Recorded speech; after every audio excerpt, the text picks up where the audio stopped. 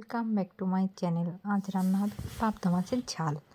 এর জন্য আগে থেকেই মশলা করা ছিল, আদা জিরে বাটা। ওই যে সেটা এবার ভালো করে কড়াইতে তেল দিয়ে কষে নিচ্ছে। মা রান্না করছে, রান্নাটা কষে নেওয়ার পরে যখন মশলার থেকে তেল ছেড়ে দেবে তখন মশলা একটু ভালো করে মশলাটা ভাজা হয়ে যায়। আস্তে আস্তে কষতে কষতে মশলার থেকে তেলটা যখন ছাড়বে, এবার মাছগুলো দিয়ে দিচ্ছি। মাছগুলো এরকম কাঁচা কাঁচাই রান্না, মানে হালকা ভাপে রান্না হবে, যেরকম মাছ ভাপা হয় ওরকম ভাপ এসে রান্না হবে। বেশ কাঁচা কাঁচাই রান্না হচ্ছে, যেহেতু ভাজা কম হবে। খেতে কিন্তু হেভি লাগে, বাড়িতে ট্রাই করবেন, দারুণ খেতে।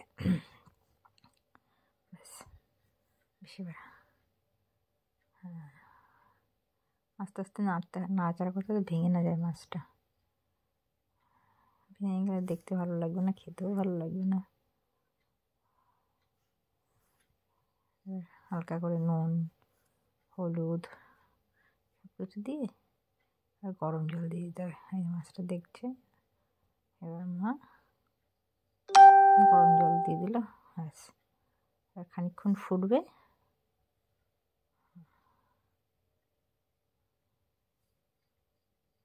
আস্তে আস্তে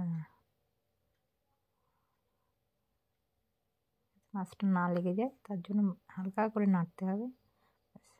রেডি হয়ে গেল পাবদা মাছের ঝাল।